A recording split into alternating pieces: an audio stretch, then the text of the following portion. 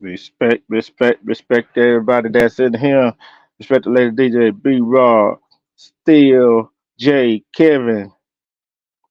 Yes, I'm trying to get it in for the game. And y'all, if you see the title, it's children raised right and love today like they should be, or it's the parent, or is it the parent's fault? See, normally I brought this up because I see a lot of young children out at nighttime by themselves, no parents around. Respect the boss. And I see something interesting today on the way to work, right? I seen a guy sitting there with a baby on on his lap, son down somewhere, playing in the grass somewhere. I don't know what he was smoking, but he was smoking it while holding the child. Is there something wrong with that? Is something wrong with that picture? There's something wrong with that picture. When you sit up there and smoke right in front of your child, blowing the smoke. I don't care, a cigarette, weed, whatever it is, you blowing it right. Although it is in the open, you out in airspace, but you're doing it right in front of that child. So what are you teaching that child? You're teaching that child is it is okay to do what you're doing. Then soon the child go do what you're doing, and he or she is doing it behind your back. Then you want to get mad. See, that's why the kids are the way they are today. That's why their children are the way they are today. Cause parents do stuff in front of their child, expect the children not to do it. Who agree with me on that sentiment? See, this the thing I came up with right here. It is one. What makes a good child or good children? What makes them good? Cause they respect their parents, they respect other adults, they do what they are told to do, they don't get in trouble, respect the baby,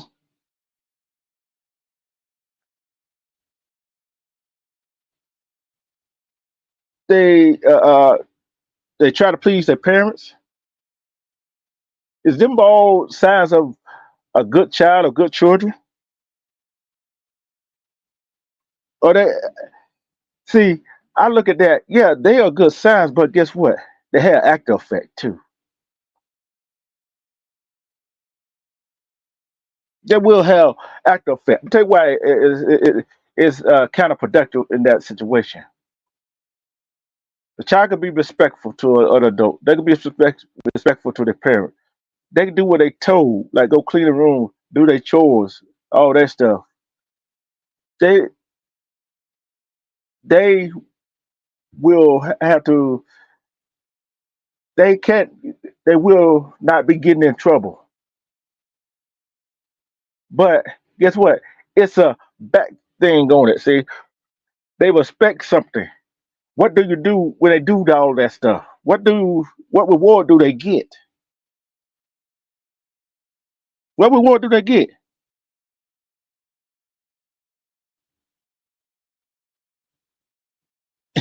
You right about that? You right about that, the business? And you right about that, B Rob? What do they get? They do all them things. Be good.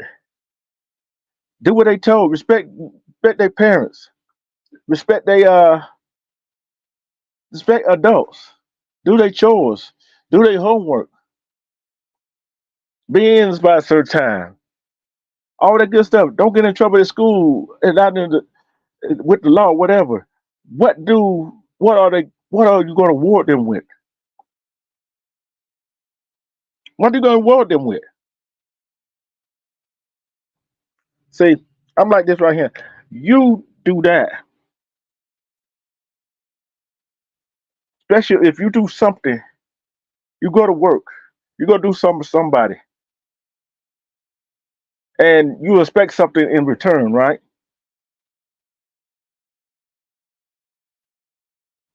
When you go to work, you expect to get paid for your work you've done, right?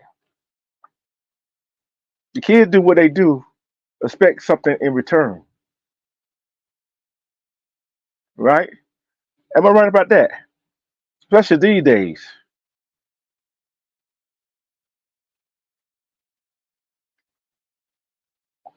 Especially these days. See, if you go do something for somebody and expect something in return for helping them, you're not doing it out of kindness of your heart. You expect them you to get paid somewhere or another. Yeah, the video games had a whole lot to do with. See, parents don't parent these days. They don't keep. Some parents don't keep track of their kids. Some parents don't care what their kids do. So is it the parent's fault or the child's fault? Whose fault is it? Is the kid too spoiled today? Is the kid too spoiled today? Yes, I say they are spoiled today. They are spoiled these days.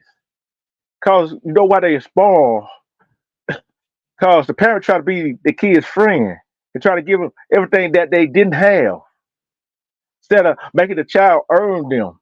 See, when you do when I did chores, I earned the right to do certain things. When I made good grades in school and kept my grades up, I earned the right to play sports. I earned the right to be on the debate team. See, that's where you earn it. See, that's their friend. The cell phone, the video game, laptop, tablet are they friends? Are they parents now?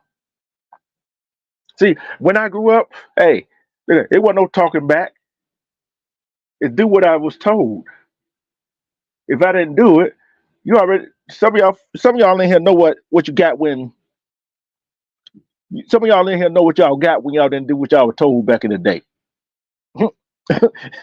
See, the government done took that statue out of your hands. I don't see kid I don't see kids talk back to their parents. See kids talk back to adults. See kids talk back to authority. What do they get that from? And then another thing that I seen today. Not only was he smoking while the child was on his lap, he cussed at the other child. He said, "Get your A over here." Is that the way to talk to a child? Respect E. James, Queen E. James. Is that the way to talk to a child? Especially a little child. See, then when that child grows up, smoking in front of him, then cussing in front of him, then when that child do it back to that parent, the parent want to get mad. Do the parents have the right to get mad? Not really. Not really. That parent do not have no right to get mad because the child does that. Why you think child go around sneaking to do what they do today? Because some parents don't give a damn.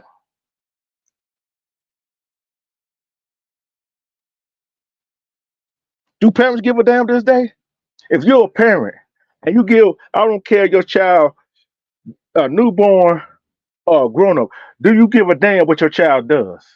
Because what your child does is to reflect on you. Guess what? Guess what you're a reflection of? You're a reflection of your parent. Guess what your parent is a reflection of their parent. Guess what? We all are a reflection of our family. We are a reflection of our household, our home.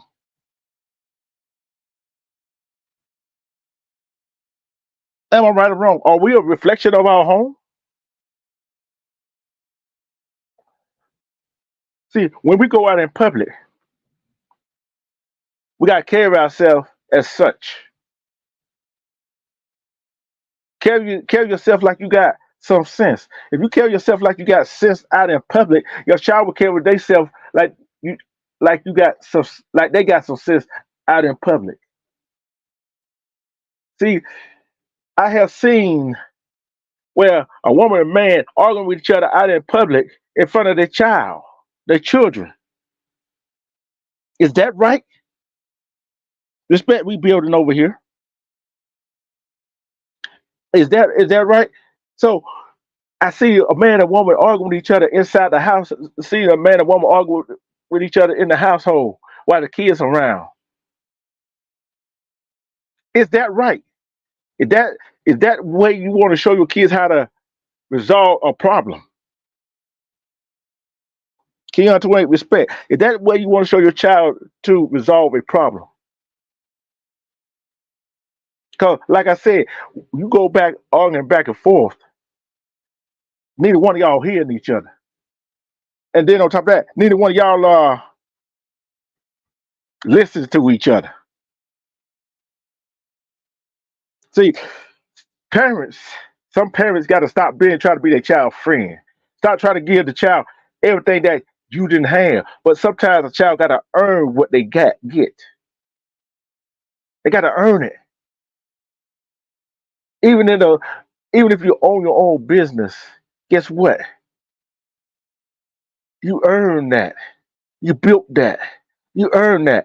See, some people out here looking for respect.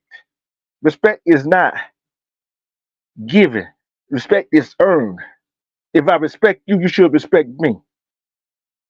See, we as humans, as adults, we try to return the same energy that another adult gives us. But guess what? Sometimes we return that same energy, you're not gonna get the results you want. Just like with the child. You want a child to do something, you, yelling and screaming, kicking, whatever, threatening, that's not gonna make a child do what you want them to do. See, sometimes you gotta take a child by the hand and show them what to do. They're not gonna do it correctly as you do it. Because guess what? When you do something, it may not be done correctly. Respect, Miss April Showers. So what are we teaching? What are the question I asked? The question I asked is the question I asked is what wrong with our children today? What is wrong with our children today? Is it the parents' fault? Be Rob, your take on it. Good morning, good morning. Happy Sunday. Praise the Lord to you guys, man. I hope y'all had a good weekend, having a good weekend right now. My take on it about the kids. This generation of kids, you hit the nail right on the head, has been spoiled. Everything's been handed to them. When you spoil a kid long enough, they ain't gonna have no respect for you. They used to having everything they want.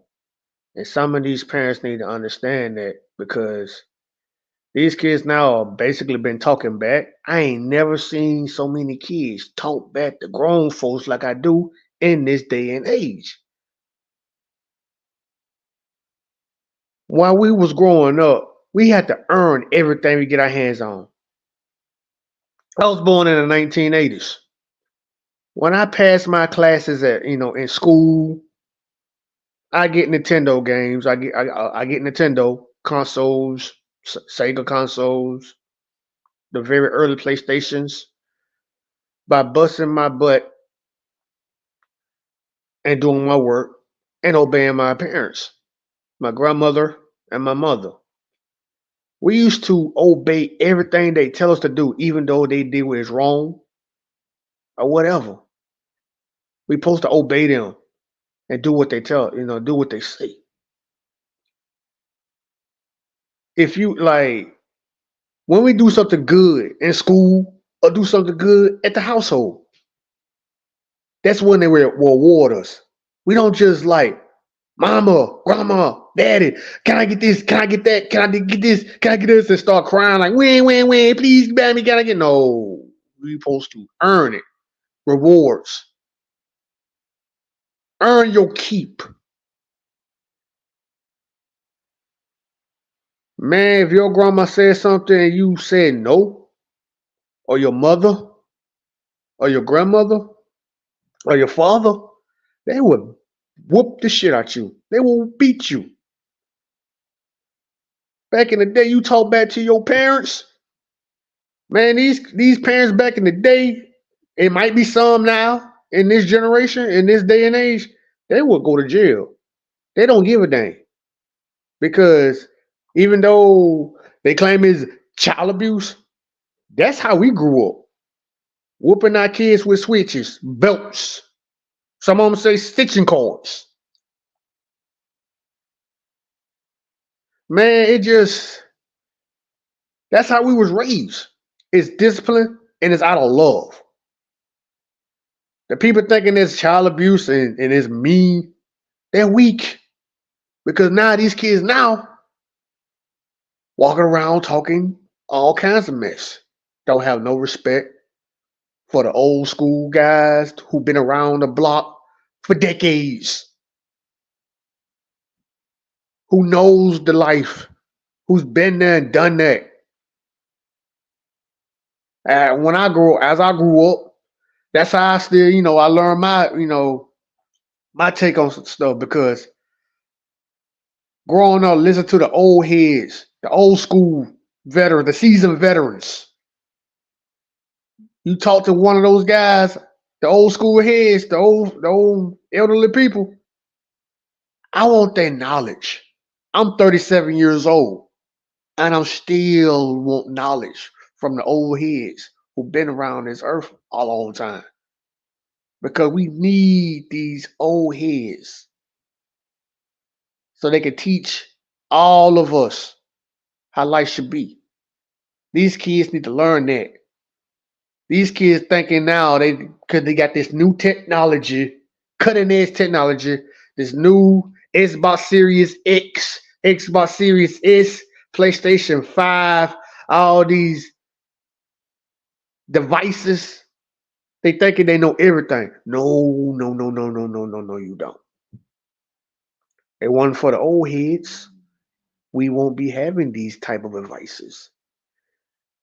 Black, white, Hispanic, whoever, the old heads paved the way for these type of technologies. And back to a complete circle, Big Bro D True, chat, all of this starts from the household. We got to learn how to give our kids, our children, things because they need to earn it. Let them earn it. Do not spoil your kids because they're going to lose respect. And don't do things around kids because you keep doing like smoking weed, drinking, even some, yeah, I'm going to call it out, going down that rabbit hole, having sex around your kids. You keep doing that type of crap, those kids are like computer. They can put that in their brain, a hard drive called the brain. Okay, oh, this is how it's supposed to be. And you be wondering why they doing that because they you doing it around your kids, you're cussing around your kids gonna be cussing like a sailor. Watch how you say around kids. Show that respect. Show it.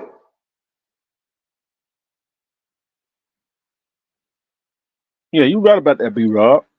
Respect to DJ Tony Renee. See, and like I said, like he said, when we grew up, I know some old heads and when we grew up, it wasn't no disrespecting our parents, no other adults. If an adult did something, said something to us that we didn't like, we didn't supposed to. We didn't talk back to them.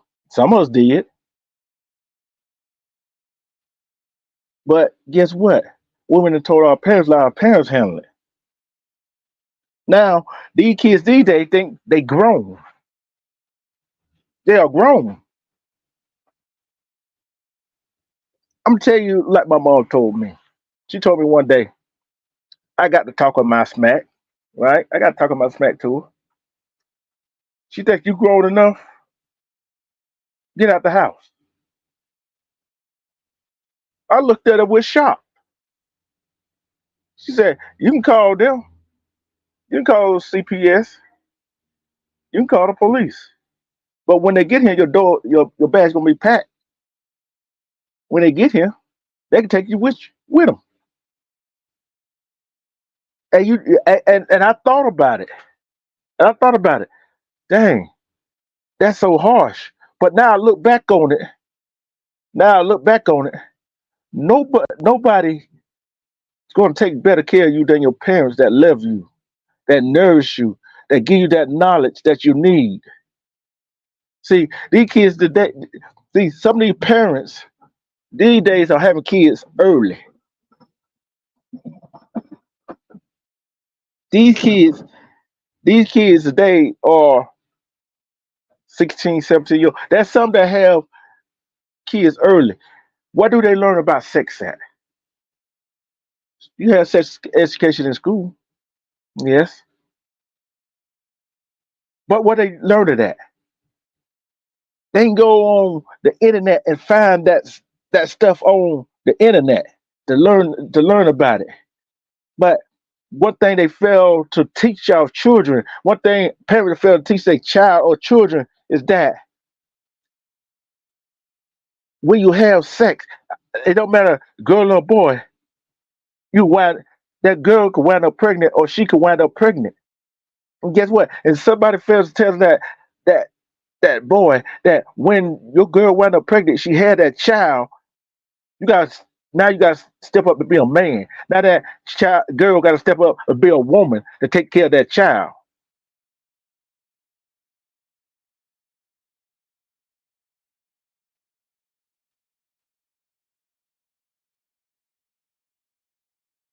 Yeah, you right about that.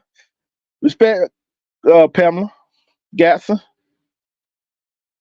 See, it's kind of see what people fail to realize. See, and then the parent 30 some years old had a child at 18 or let's say 28 years old.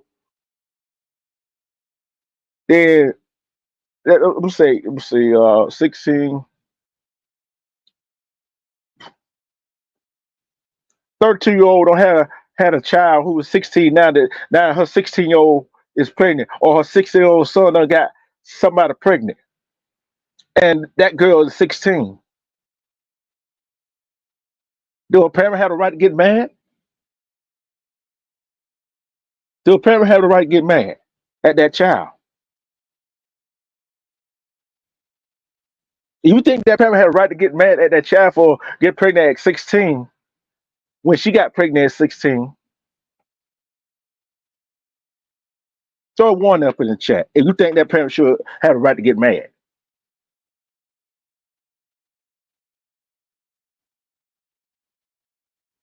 I don't think she should. I don't think that parent should have a right to get mad.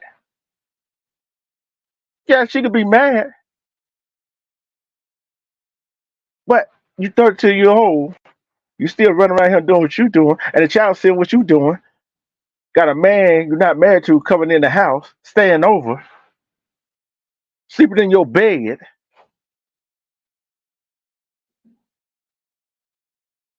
and you expect that your 16-year-old daughter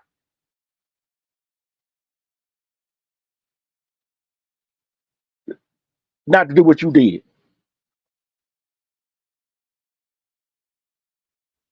Respect Lovelace.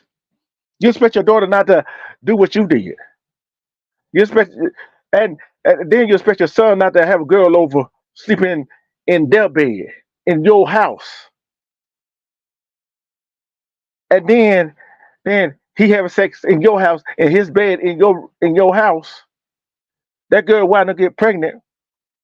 That girl parent had a right to get mad because you letting their daughter sleep over at your house. Yeah, that parent got a right to be mad because you let their son or her son, his son, whoever got the custody of the child, sleep over in your daughter's bed like it's okay. Respect Amber. Isn't that okay? Is that okay? Is that the right thing to do? What are you teaching a child?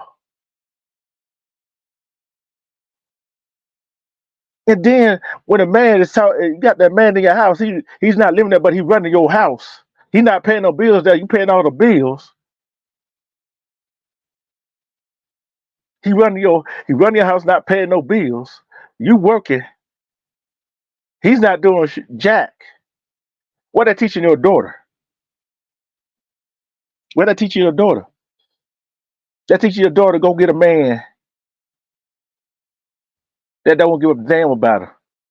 Go get a man that is lazy. Go get a man that makes you do all the work. See, some women goes out, got a job, come home, had to cook, clean, and take care of the children while the man do jack, sitting around on the lazy ass playing the video game. And what that teach your son? Go get a woman that do all that work for you? Is that teaching your son to be a man? That teach your son to be a man? No, that's not teaching your son to be a man. That teaches your son to be lazy. That teaches your son to be a punk. That teaches your son to be irresponsible. And that teaches your daughter to be irresponsible for her own actions. See, once again, I ask, is it the kid's fault or the parents' fault? Is the kids being loved enough? Is the kids No, being loved, are the kids being loved enough? Or they being taught enough by these no, parents these days? no, Respect, Kevin. What's your take on it? no, Respect, who? Royal Tech G. Respect. What's your take on it? no, because you got a lot of parents that really love their kids, and you got a lot of parents that don't. The ones that don't give a damn, so they gonna let them do what they want to, and they end up in the results they end up in.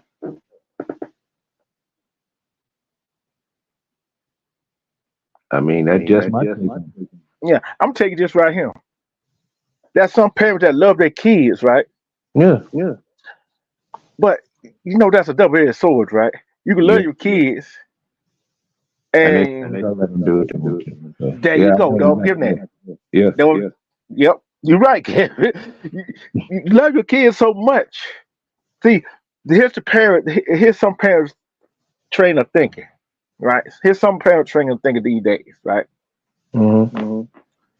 That if I love my child, I give him everything that I didn't have. See, you hear this a lot.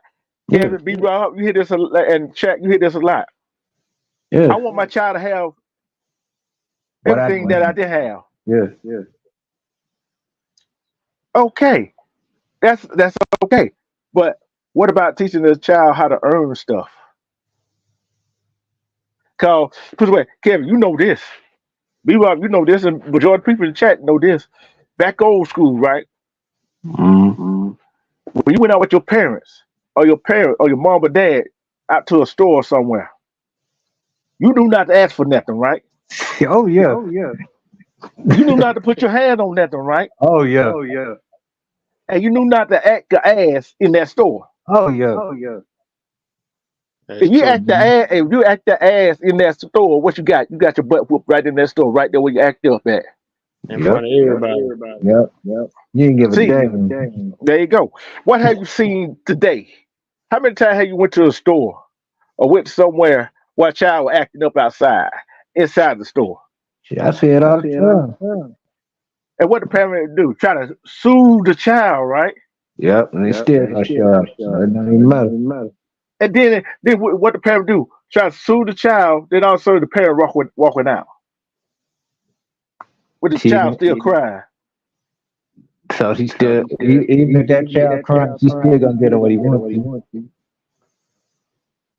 I mean, like I said, you got some parents that pray their kids, and some parents don't. Okay, this is a question for Lovelace right here. This question for Lovelace. Okay, you're right, Amber. I'm gonna put this up first. Parents are up against their kids also by what influences are on them in school. Yes, it is. But the to curb that is you got to be in tune with your kids. Yeah. You got to sit down and have that talk with your child or your And a, children. and a lot of parents don't do that. Yeah, you can see it don't matter what the school and outside influence do. Yeah. See, like I said about a 32-year-old and that 16-year-old child, whether a girl or a boy, right? The parent can't get mad because the boy done got a 16-year-old girl pregnant. But guess No. what? But guess what? The other parent could get mad. Oh yeah. Could get mad. Because you guys are daughters, so you gonna feel something. And then not only that, you let his daughter or her daughter Get sleep knocked over, up. Yeah. get knocked up in your house. Yeah. So you gotta have discipline. And a Yeah, lot of parents don't have discipline in their house. yeah, you're right. Now here's the question for Lovelace: what if you are separated, sharing that parenting responsibility, and the mother shelters the son from the father? How would or could that be handled? One, you know how it could be handled by a mediator, Yeah. either by a two designated family members for the father and mother side, or by the courts. See, what I'm gonna go ahead and tell you what some men, real men, fail to realize. They can go to court and petition to get to see their son or daughter, Yeah. especially the mothers are withholding, especially if they got evidence that the mother is not letting them see their child. See, here's what we come running into the problem right here. When a child get older and no tell what the mother and her family telling that child about that father who is trying to see that child. And that happens a lot too. That happens a lot. See, some mothers use that child as a pawn. They do. Yeah, let me put it on the other side. There's some fathers Yep. use that child as a pawn. Yep. Do the same thing. So like you said earlier, it's a double edged sword. Same Yeah. way.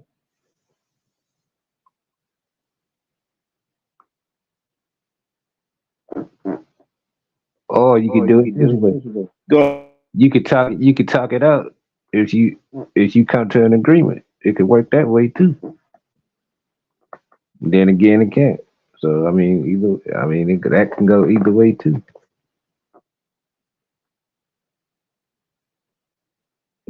Respect me.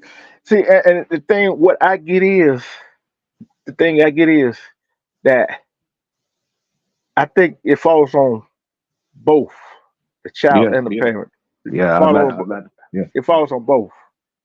See, if it's just like you go learning something, a different skill at different skill. Cause we already know what we know now without having to learn it, right? Yeah. When a child say you go teach a child how to wash dishes by hand. I was a child had washed dishes.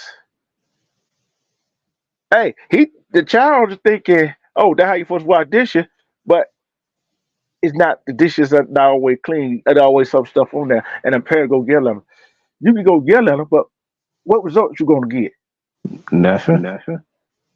But it's a difference when a parent goes show a child how to wash dishes to make sure the dishes is clean, how to wash them, how to rinse them, how to sit them over in a dish drainer, or how to put them in a dishwasher. Yeah, she gonna show proper way to do it. Yeah, and then here you go, cooking, right? Mm-hmm. We know everybody don't know how to cook. We know that. But look here. Look, you know when you get these little cooking recipe, you follow the steps how to do it. Yeah. It turned out just like it's supposed to turn out, right? Mm-hmm. If you skip an ingredient, if you skip a step, what the result's going to be? It ain't gonna come out. See, we all know that when parenting, it's no handbook on parenting, is it? No. See, I seen this this story, right? It was based over in England. This girl had a hard upbringing. She got into this life where I would say it's not trafficking, but teen sex thing going on. She wanted to get pregnant, and she kept leaving her child alone.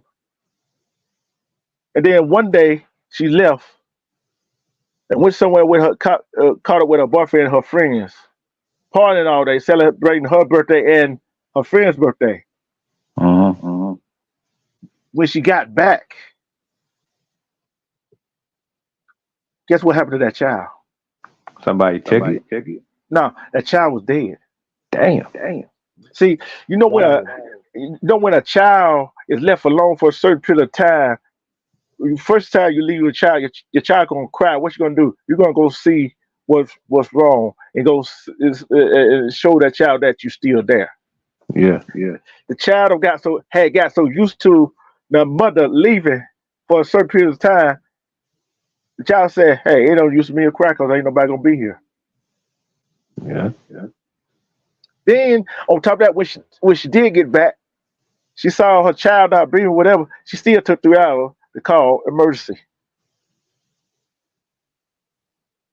By the time they get there, that's already dead. No, but think about this right here.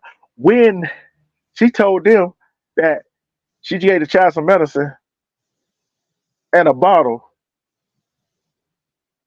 and autopsy shows the baby was already in rigor mortis. So the child was already dead. See, think about it. And she was in the house for a teen that got children, but it wasn't no regulation. She can go as she flees. See what I'm saying? And then think about it. The sister failed her and she failed that child. Yeah. See, that's the disconnect right there. Sister fails, we failed our children. Notice I said we.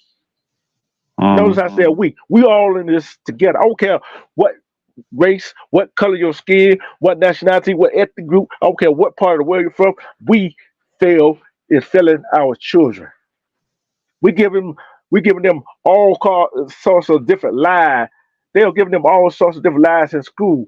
That's why some parents don't have the knowledge like we had the knowledge up here about what's really going on. Nope. Big bro, can I say this? Go ahead. Mute up, please, if you don't mind. I want to go back what Lovelace said on this screen right here. When parents separate, the mother and the father separate, it don't matter what the parents disagree with on their situations and stuff. They still need to tell the truth to their children about how life should be, outside the world. Mothers, I'm not saying all mothers, but whoever is ghost watching this, please hear me out. Mothers, with y'all kids, and the father's not around the kids, please let these kids be around their fathers who trying to be there for their kid. Do not try to shelter them from their father. If the father is man enough to be around his kids and be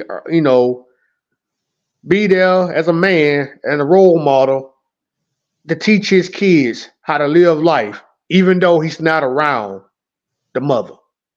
Let these men get back in the lives of these children. They need that still in their life. The reason I'm saying this, I was born with a single mother. I was raised by my mother and my grandmother. My dad was in and out, and whenever he had time to be around with me, he'd tell me advice. And my father is a good man. He's a man of God. He's a pastor at 2 churches. But still, he had time enough to talk to me and tell me how to grow up. So no matter what happens between the man and the woman, please let him in their life. Now the bad fathers who don't want to be involved in them, I'm gonna say it like this here: if he don't want to learn how to be a father, just let him be. Just let him go do his streety stuff, whatever he got going on. But to the real guys who trying to make it, even though they ain't together with you anymore, let them be involved with that kid's life. Don't turn your kid, because I seen this a lot. Yeah. D2 seen this, Kevin seen this, and I'm gonna say it like this here. Do not turn your kid into a weapon against their father. Let that father in. Uh, Loveless, you can come up. I'm going ahead and she had asked a question. No, this not just focus on the mothers, because you know I get on the father ass too. I know Because The that. so-called father, the because so-called father. See, because see, me, I was raised by my mother. Cause see, my father wasn't in my life either. So I get where Big Rob coming from. But see, I still came out to be the man I am today. You know what I'm yeah, I understand that. Me too. But I had uncles, I saying? had male figures around me that Yeah, taught me right from wrong, taught yeah, me how to be a man. yeah. Then, Mm-hmm. then I went to the military, right? That Mm-hmm. taught me how to be more a man, how to be a free thinker, how to be a critical thinker. See, that's who the person you see now. Cause when I was growing up, boy, I was a handful. I ain't gonna lie, I was a handful. But it's it's the people around you. Yeah, It's the people around you. Cause guess what? It's see what make me so sick is the deadbeat fathers. You want to lay down with the woman. but You you know have what? these kids and want to have these kids. Then all of a sudden you find out she's pregnant. She want to have a child, but you don't want her to had a child. What sense does that make? Uh, You should have laid down with her, yeah. or she should have laid down with you. Then all of a Mm-hmm. sudden she lay down with you. She don't have the child. She found out what kind of dude you are. You're not the man that she thought you was. Then you got some of these women with these men. They know how they are, arguing back and forth with each other. He hitting you, you hitting him, and the child watching. That how relationships supposed to be. Then that how some of our sister wound up 6 feet under. The Yeah. kids be traumatized. Kids be traumatized. They Yeah, go grow up. They see it so much. They go imitate it. yeah. Everybody, meet up. Respect, love, ladies. Thank you for joining the panel. Go ahead. What's your take? Peace and blessings. Happy Sunday to everybody. Can you all hear me clear? Oh, we Yeah, can hear you. We can hear you. sweetheart, how you doing, sweetie? Doing Everybody, meet well. up. So she go ahead and get it in. But respect to the panel, peace to the chat. I just wanted to elaborate a little bit on the question that I asked, right? What I'm searching for while you gentlemen are up here and also from the people in the chat is the conversation, right? From the parents, right? I heard you when you said D Truth, having a third party to come in and try to mediate um would help, right? But what I'm looking for specifically are the answers from you men as fathers, right? Or if you um, are a mentor to a youth or whatever the case may be, right? Because sometimes as mothers, we look at you all as um, harsh on the children, right? Or we take your strength and we look at it in a way that, oh, if I let our child come and live with you, then you're going to be harder on him, or it could even get physical or things like that. What I'm looking for is, how do we have those conversations? Like, what would you men say to the ex-wife or your child's mother as far as reassurance? Like, for me, I know you would have it, because I had a child with you, right? So and that's just me, right? Everybody's different, every situation is different, but what I'm looking for is how to bridge that conversation to help the mom feel more comfortable, to feel more aware, and to also lead that young man into, listen, this is what's going to happen, right? You've lived with me for a while. It's now time for you to live with your father. And the second part about that is, how do we as women respectfully, mothers, how do we, I don't want it to sound harsh, ladies, so please forgive me. How do you men teach us, address us, or communicate with us to stay out of the way? We love our children so much, but in my opinion, the fathers love them just as much, and both are equally needed. So if I was too long on that, I apologize. Let me know and I can ask the question again. I'm a mute. Go ahead, Kevin. I'll let you go ahead and respond to that. Then B Rod, then I'm coming back to y'all. What was the question one more time? Okay. The communication between the Mm-hmm. between the two parents, right? As a father or a mentor, to a young man, right? Or to Mm-hmm. your child. How do you help us women to know how to stay out of the way, right? When those situations come where it's time for you to go live with your father, what type of conversation are you bringing to the table to help us or reassure us that our child is okay with you? Um, I would talk to you and I'd be like, if he coming to live with me, right, I'm gonna have a one-on-one conversation with him. I ain't gonna yell at him or nothing. I'm gonna talk to him straight up, Okay. and I'm whatever happens, happens. Okay, what about the conversation with the either the ex-wife or the child's mother? What about that conversation? What does that look like from your perspective? You mean like far as what are you asking me? If I would have had a conversation with my baby mother Correct. as a Okay, parent? so let you and I role play. Is that okay, D Truth? If him and I role play real quick? Go ahead. I understand the question what you just asked. I understand it. Go ahead.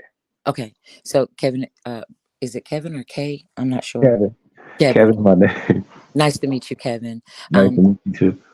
I just say, like, if we had a child, right, and it was time for us Mm-hmm. to separate for whatever reason, right? We have a Mm-hmm. boy, okay, Yeah. and it's Mm-hmm. for him. Both of us understand that it's time for him to come and live with you. Let's give him Mm-hmm. an age of 15, 16. Okay, Okay. we've jumped over some obstacles, we've bumped heads. I want him to stay with me. You're saying, nah, it's time for me to, what I'm saying, challenge all those upcoming male things, right? what does Mm-hmm. what does our conversation look like? Now, I can be a submissive person, or I can be more in my feelings and more aggressive. So it just depends on you, which one you want. I mean, if you're gonna be aggressive, I mean, I might have to be aggressive too. Okay, let's go. So our time for our child, and now follow me. It's time for our child to come and live with you. I don't want that, Kevin. I I think our don't want it either. child I'm is just trying to talk to you as a normal person. I ain't trying to yell, argue, none of that. right. But I want our child to stay with me, not with you. I think you're too rough around the edges. I'm not ready to let uh the so-called my baby come live with you. What say And you? why? And why is that? Because I've seen you in rare form. So what's to say that your rare form won't, come against our child? It won't, because I wouldn't be that person. Yeah, we might have disagreements, but I'm not gonna put that on him.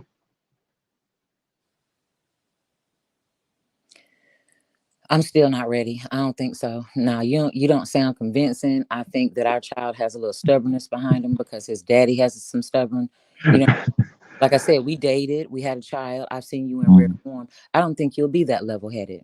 So I still want him to stay with us. I mean, I still want him to stay with me. So So you saying whatever I say, you still gonna disagree with? absolutely.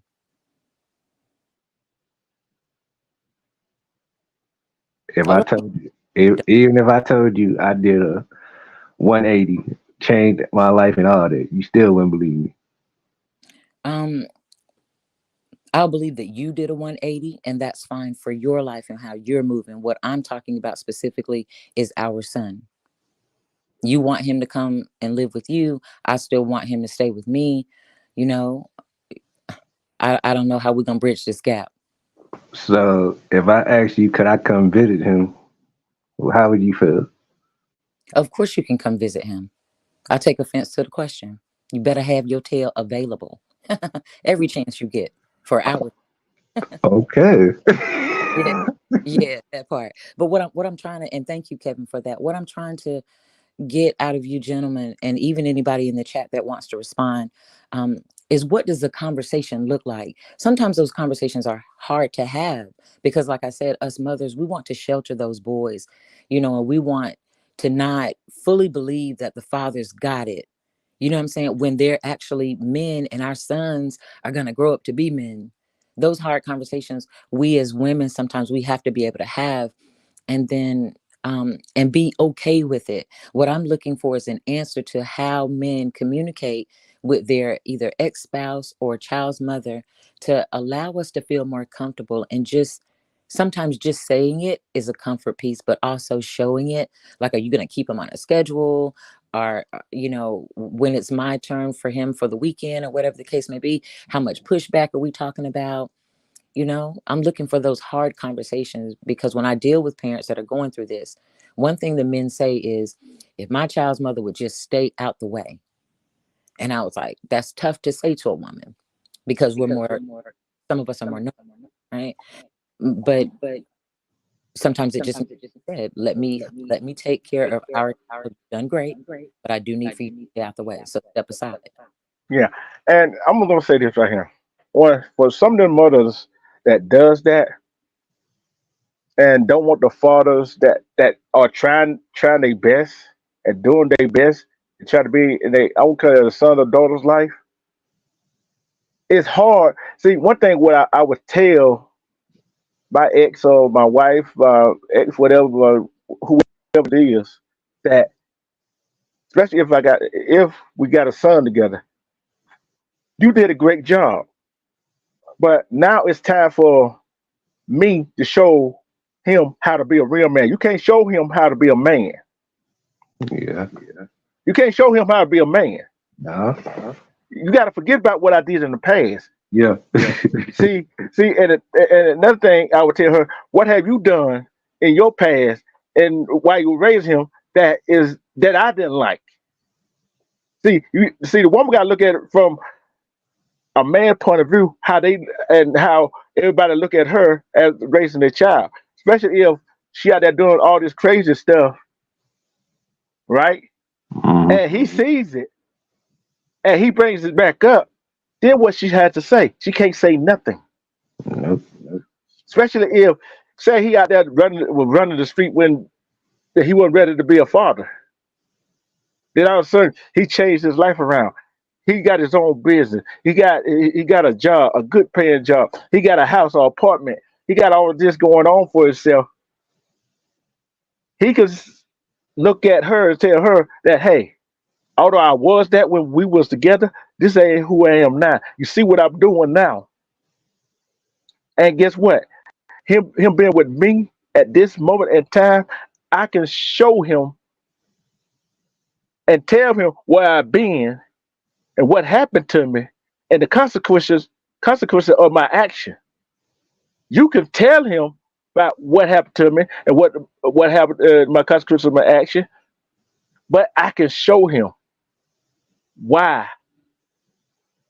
I was doing that and why I had to change my life around and what made me change my life around. See what I'm saying? I see what you're saying. Respect what you said. Right? D So let True, can I have my take? My take Go on ahead. it? Go ahead. Go ahead.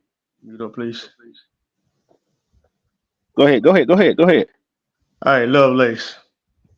What Karen was talking about. But here's my take on how to be around my kid. If my child want to live with me, even though we ain't together no more, just for example, me and you have a kid together, and me and you and our relationship didn't work out like how I supposed to be playing, and I would like say, Karen, my kid stay with me, live with me, and we have a little bit, a disagreement or all that whatnot. I'm not gonna get him. I'm not gonna take him out of your life. I still need you. You the mother of that kid. You carried that baby for 9 months. Cause as a father, I can just show him what I can do teach him what he needs to know and how to do it. And my head is on in the right shoulder. You might got a different lifestyle. My kid probably don't understand. And I'm just gonna have my take on what I do on my other side of the end. Now, if my kid act up a little bit, act some type of way, I might want to pull, grab the phone, give you a call. Hey, something wrong with my kid. I'm telling him tough love and whatnot, and he be asking, hard questions and whatnot. Even though we are separated, we still need to be there for the kid. The kid need both of the parents. That's why I said earlier, we cannot turn our kids into weapons against each other. Even though you probably got a man and even we got a kid we got a kid together and you have a man or I have a woman. We still need each other because we are part of each other. I'm stuck with you forever because we got a kid together. And whoever our spouses will be, you just got to get used to that. And that's why these parents nowadays need to learn how to coexist for the sake of the children, so they don't be mentally unstable and wonder why us as parents act the way we act. That's why we like if the kids have a problem, they want to ask their mother a question. Hell, I want to go say, hey, here you go, talk to Lovelace, talk to your mother, and get her take on it. And then if you want to go back and see your mother, I'm not gonna complain. I'm gonna take you back and see your mother. It's still a good reason, a real reason that he still can have both his parents in his life, even though their parents are not together. Yeah. I can respect what you're saying and salute to the brother that came in. Respect our flamethrower. Let flamethrower get in here. Lovelace. Let get this brother take on it. How you Salute to doing, you, brother. flamethrower? Hey, Where we salute. going on flamethrower? What's Can going y'all on? can y'all hear me? Yeah, well, we can hear you. We can hear you. Go right ahead. Salute Loud to and clear, my brother. Twister 28, man. You was tapping them nails on the head like a mug. Um, I kind of I was in a situation like that. You dig? Um, I had 5 kids with this lady, 3 boys and 2 girls, and things was kind of rocky. The relationship was toxic. And I used to always let me put it like it takes two to tango. You dig what I'm saying? So I ain't gonna just blame it on her. But I would always tell her, I said, look, if we gonna rap, if we got something to discuss, let's calm it down. And so the kids, they don't need to be hearing this because they don't need to, they don't need to feel this is what it's like. And it traumatizes them too. She would drink a lot, man, and she get that thunder water up, that fire water in it, man, and she would go off. So I had to, reason with her. I say, look here, what's the best interest in what is your best interest for these kids? I mean, wouldn't you want them to have the best start in life that we could possibly give them? And she was kind of reasoning, but I had to come at it with a soft touch. And I was more or less like asking her for her suggestions instead of telling us this is what we should do. And so she got upset and she ran off and she took the kids. I didn't know where they were, but I knew where she worked at. So what I did, I went down to the courthouse and I filed for joint physical and joint legal. They served on a job. And she went ballistic because all her friends was telling her, hey man, he trying to take your kids. I said, you're listening. If you look at the paper, it says joint physical and joint legal. So we was in Maryland at the time. I'm in Texas now with my boys. But what I told her, I said, look, it's a joint physical, joint legal deal. You can see them whenever you want to. You can, I make sure they call all the time. I say, but what they need right now is some stability. They need some calm and some peace. So the court awarded uh, her the girls and gave me the boys. And long story short, all 5 of them ended up coming with me in Texas. But the point of the matter is, when you sit down with them, you let the children know that none of this is your fault. And what I would do, and I told y'all the backstory, I told y'all the end result, but this is what I did in the process to get it to this result.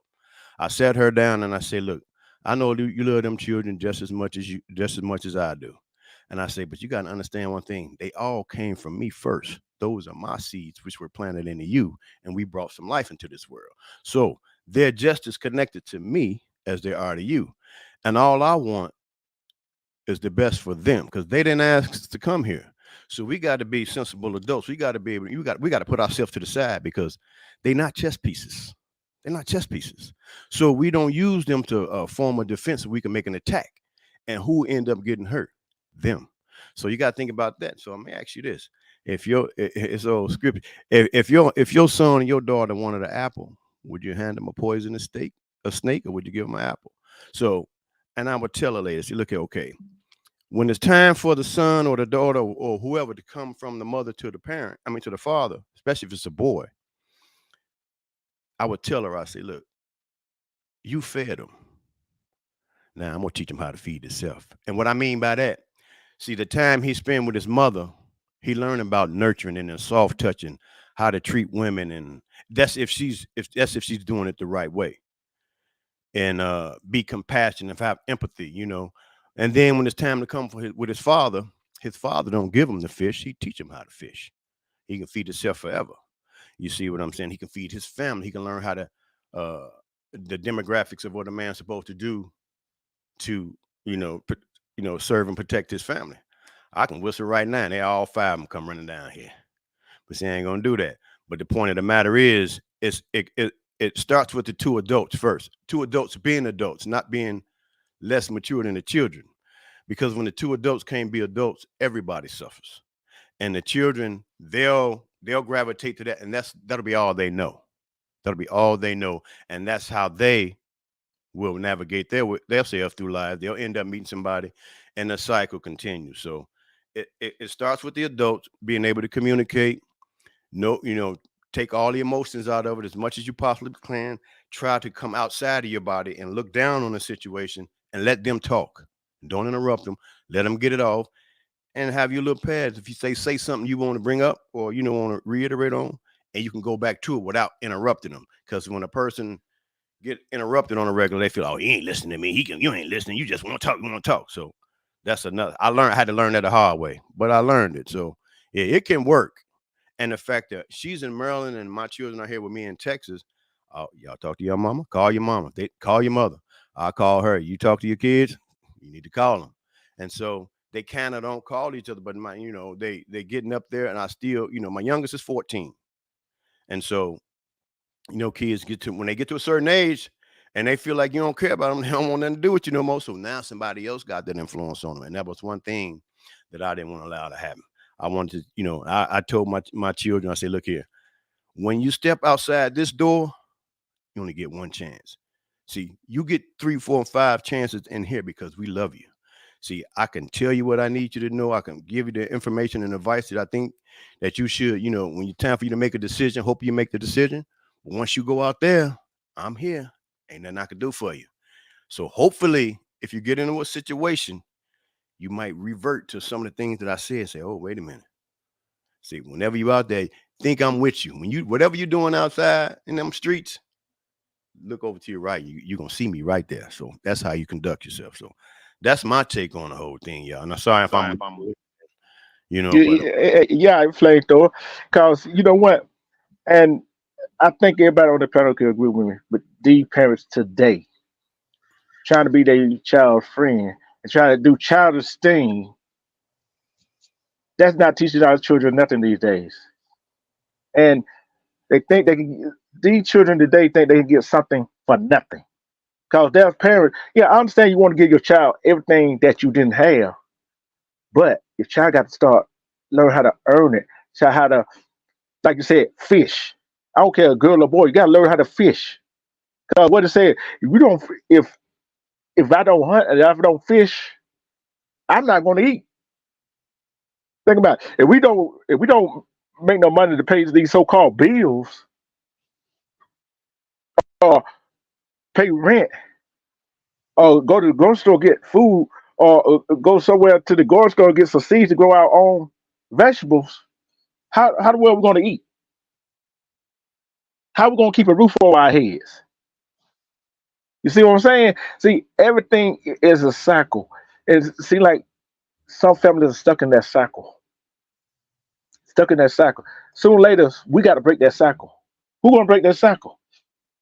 See, I like what Flamethrower said. right?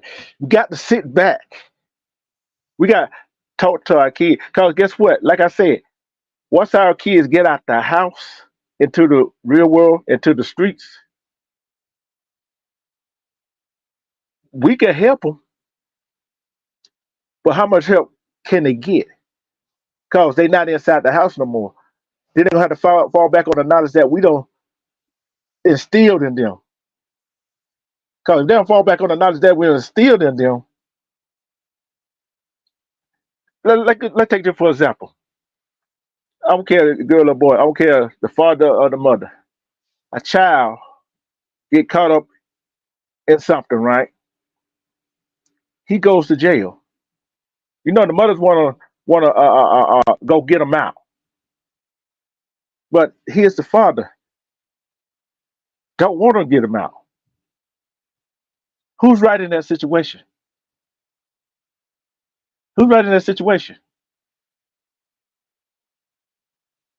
Repeat the question again, please. Respect ill, respect ill. I said if a child gets in trouble, get locked up, the mother or father go gets him out, and the other mother and father saying let him or her stay in there to learn their lesson. Who is right in that situation? Anybody? Anybody can respond. Repeat that question again, big bro. Say your child, no matter if it's a girl or boy, get locked up. One parent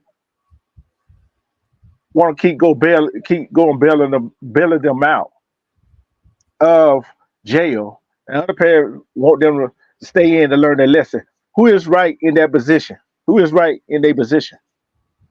It's according to what he be doing. Like if he keep doing this, whatever he doing over and over and over again, he ain't learned his lesson. He got to learn it the hard way. I'm He talking got to. about it don't matter girl or boy, but think about it. That's, I seen some parents keep bailing their child out of situation. You see what I'm saying?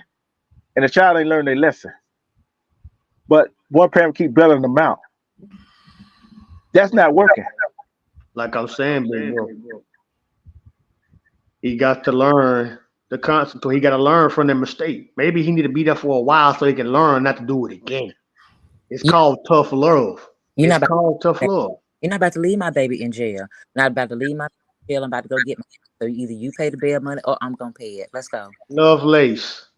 If he keep doing the same crap over and over again, he ain't learn it. Yeah, you love your baby. I'm not saying I'm not down you on that. If he keep doing all that crazy shit, he gotta learn it hard. He gotta learn hard. If he you gonna keep bailing because you're your mother, you love him. You're a mother.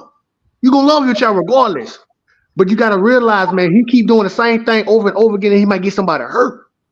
It's Okay. gonna be dangerous to the other people who are around that individual, male or female. Okay. Sometimes that's why the father sometimes say, "Oh, that's why I hear these kids talking about my father is mean and hateful."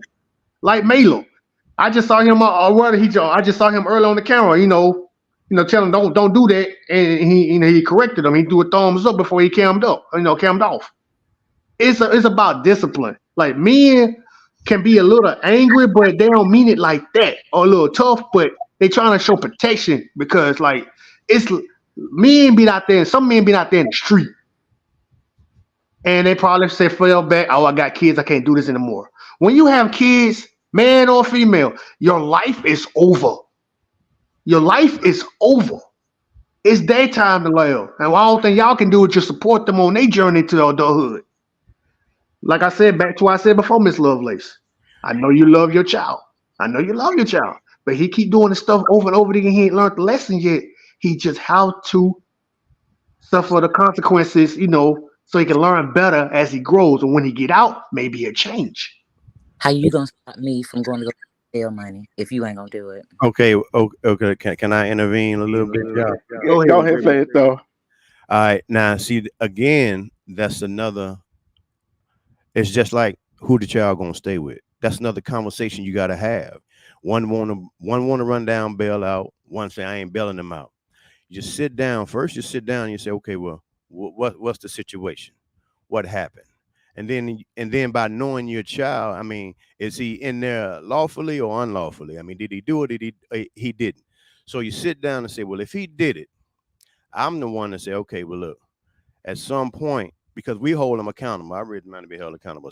At some point, if they did it, and they and if it's just to sit in jail overnight for the weekend, let him sit there.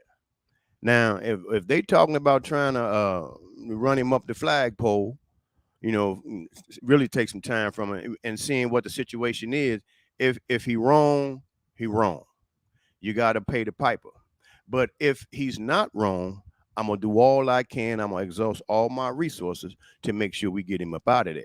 See, we got to let him fly, because if you keep slapping them on the wrist, they're gonna keep doing what they're doing. It's three things that you know this old white man told me a long time ago.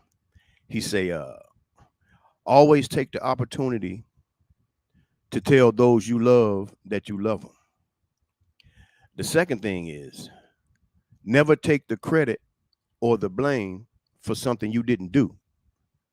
And the third thing he said, hey, look, no matter how hard it is, always tell the truth, because it's easy to remember.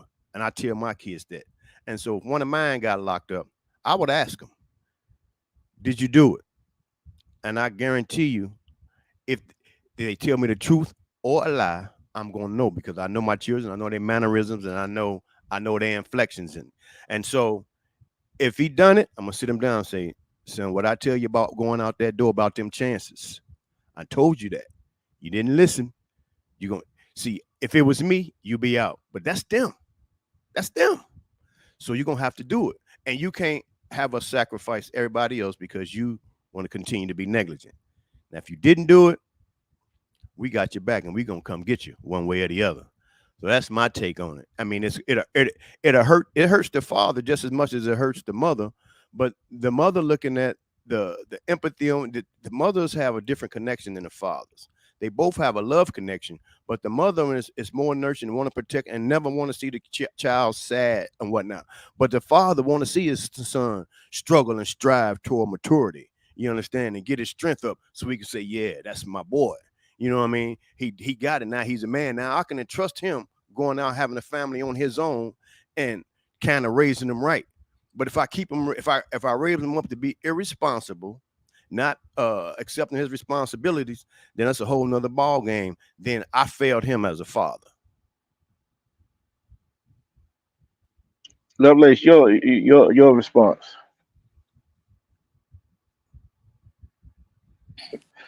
What I was gonna, well, I want to make sure that I remind everyone that when I'm giving my input, that I am simply looking for the conversation, excuse me, to bridge the gap between the two parents and also get a better understanding for the children, right? Um, those hard conversations are hard to have. Me personally, if that were, my child, I'm about the tough love. I'm about accountability and responsibility. You're not going to have to worry about me going behind your back and doing the bail money if you don't want to bail, our child out. However, the nurturing side of me is going to have some hard feelings, what I'm saying, towards the situation, probably even towards, my child's father, right? But I have to understand that lessons of life have to be taught. Like the brother said, when you go outside of this house, the world is going to treat you how it does. It's not going to have a bunch of empathy or compassion. Every now and again you might run into it, but we must prepare them for either or. Especially if they're out of our eyesight. So the young man that I'm speaking of, has two amazing parents, right? And the father has always been involved. Unfortunately, they had to part ways, but the mother is very nurturing towards the son, and the son gravitates towards that nurturing, which now he turns his back on his dad. No matter how much his dad input, conversation, I'm there for you. Come stay with me. Let me, what I'm saying, continue to show the way. The son still turns his back towards his father and gravitates towards the mother. When they had the conversation of staying out of the way, her defense was, I'm not in the way, I'm his mother. So my conversation was, you are in the way, because he is a young man now. It is past time for his father to have had him with him and to teach him the things that he knows, routine, structure, working, all of those type of things. But the son still gravitates towards the mother's comfort, nurturing. And for the father, he's not in a point where he wants to give up. However, when we have our conversations, it's truly tough not to. So what I'm trying and I keep looking for is, how do we bridge those hard conversations? I get it, be nurturing. I get it, keep her. See, I came in the back end of your question, so I hear exactly where you're coming from now. Oh no, you brother. You did. But take a scene. You remember the movie? What that movie with Fishburne? I think it was Boys in the Hood. You remember that situation, Boys Oh in the yeah, Hood? oh yeah, oh yeah, oh yeah, yeah. I remember. And you remember when Angela Bassett, okay, when Trey, I think Trey was maybe what 13, 14, and Han Furious, they was, they having they had a good relationship though. They had an understanding. And she even told Trey, say, look at Trey, it's time for you to come live with your father now. It's time, him to teach you how to be a man. So the lady in question we're talking about, it's gonna be up to her to talk to the son and convince the son or put it in the son, hey, look, I mean, I love you, I'm always here for you, but you need to spend some time with your father because he's going to be able to show you some things that I can't. He's going to be able to teach you some things that I can't because he's a man and a woman can't teach a boy or a young man things. And so the conversation is going to have to be with him and her. And the man in question, he might have to bite some pride, or I don't know what the situation is, but he gonna have to come at her in a way for her to understand, look, I'm not gonna hurt you, baby. I love him too. But let me be his father. Let me get him up to the other side of the hills. You got him up to the point. Let me get him, let's get him to the top of the hill. So when he go over the hill on in life where he's gonna have to do it for his own because we're not gonna be here for him always, then he'll have all the tools. He'll have the tools from your toolbox. He'll have the tools from my toolbox. And it might get to the point where he might just have to plead with her just for the sake of their son.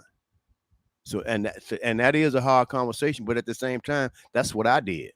I humbled myself because I knew her combative attitude, and I knew it wouldn't have went no other way but for me to humble myself. And it really wasn't, and I didn't humiliate myself, and it wasn't humbling. I did it I was thinking about my kids, and I would have done anything. I would have done anything to get them out from under that situation, and I did what I had to do. Sometimes you gotta, sweeten that tea up a little bit more. You know what I'm saying? And give it to them to make them smile with it, and that right there. That's the key. That's the ticket. He's going to have to convince her. The father's going to have to convince the mother to convince the son to give him some time. And the mother going to have to, and the father have to let the mother know that, hey, he's going to be all right. I know how you treat him. I know what he like. I'm going to do it a little bit like that, but I'm going to add a little lemon to this tea. You know what I'm saying? Add a little lemon. It's still going to be sweet. It's going to be happy. You know what I'm saying? Then as he start gravitating more to me, then I can start stacking a little more bricks on the situation. You're right about that flamethrower. And this another thing I get from Lovelace, B Rob, and you flamethrower is that man and woman got to sit down and talk like adults. When they get through talking, they need to bring that child, no matter if it's a boy or girl, in and sit down and talk to them. Say, hey, this is the situation right here, right? This your father or this your mother. This is what we doing right here. This how we're gonna do things right here. I know you're not gonna like it. I know you used to me the mother and father doing certain things a certain way, but you need to spend time with the other parent. You see what I'm saying? Cause if you don't, if the two adults, the mother and father have a conversation with each other and come to an understanding, they come to understanding, bring the child in so they can get the understanding of what's going on. See, if the child don't get the understanding of what's going on, the child gonna they're gonna regret. Not I ain't gonna say regret. They're gonna fall back. They're gonna resent the other parent who they gonna live with, and guess who else they're gonna resent?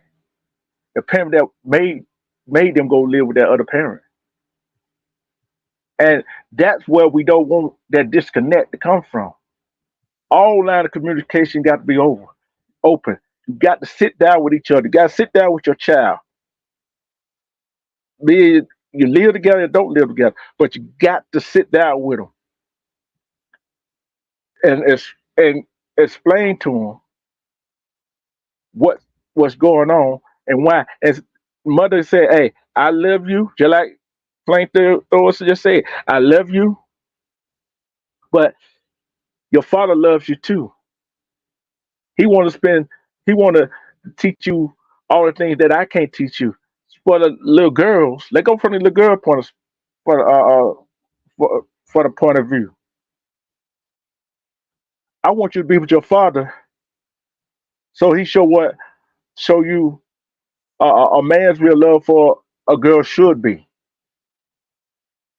I don't mean your father didn't get along and he was there. He come visit you and he did this that for you. It's time for you to go live with him and so you can see how he is, how a man's supposed to treat a woman, or how he treats the little girl, and how loving he is towards you, and how protective he is of you. If that conversation do not happen with the parents and the child, both parents gonna be resented by that child. Then that child gonna start acting out. Do y'all agree with me? I agree. I agree, big bro. See, this is the tough conversation we got to have I as agree too. as as adults. And Flamethrower, Lovelace, B Rock in the chat, I guarantee you, when we grew up, oh, we weren't running around acting crazy, were we? Not at all. Who, Shit, look I at had go I, ahead. I had to go get my own switch off the tree to get mine. You dig? And you better not come in with no little ones, cause they go out there and get the whole tree and bring it in there and beat your ass with it. So no, we didn't we listened to our parents. I think we wanted to last. I don't know how old you guys are, but I'm 61.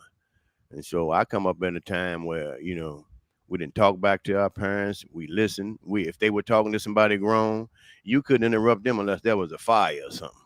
You go in there, you better not. Only thing you can do is have Mr. Such and such, buy Mr. Such and such. So yeah, man. And even then, you know, the parents was working, providing for us. And we kind of much, they instilled some things on us, and we kind of much took care of the house while they was gone.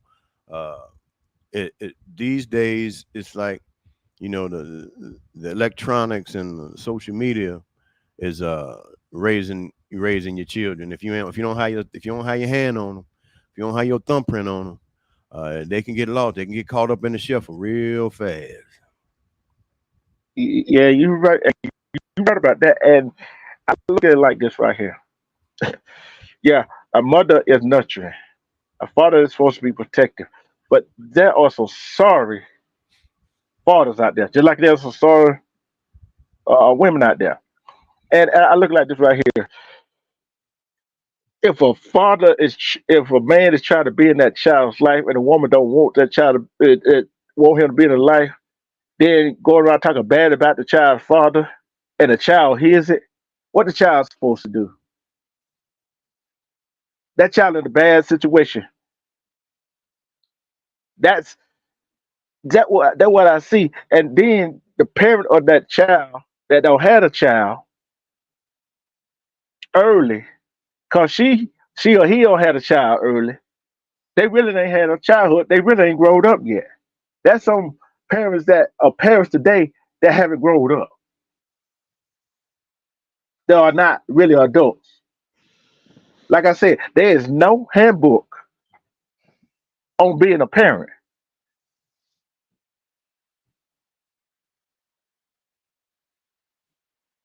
Let's just ask it. Respect serious S. Lele just asked the question in the chat. How many times do you address your child before just stopping altogether and letting the child find out how life truly works? I told my niece. From my point of view. I told my niece. I said, I don't know how your mom gonna work it, but I'm gonna give you one shot. I'm gonna give you one time. I told my nephews this. They older. I said, I give you one time. I give you advice. It's up for you. Take it or leave it. But once you out that door, you on your own. But I'm gonna be here. Cause all depends on what you got yourself into. Like Flamethrower said, what you got yourself into. But sometimes that little bit of something you got yourself into,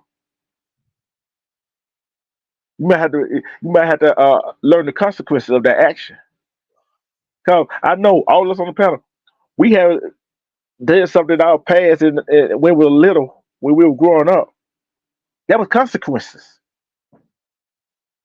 No matter how little, how small, even if we told a lie when we were small, there was consequence for our actions. Whether it was a whipping, whether it been a punishment, that mean the punishment could be for not watching TV, staying in our room, reading a book. See, and these days, I know I had chores I had to do before I even had to.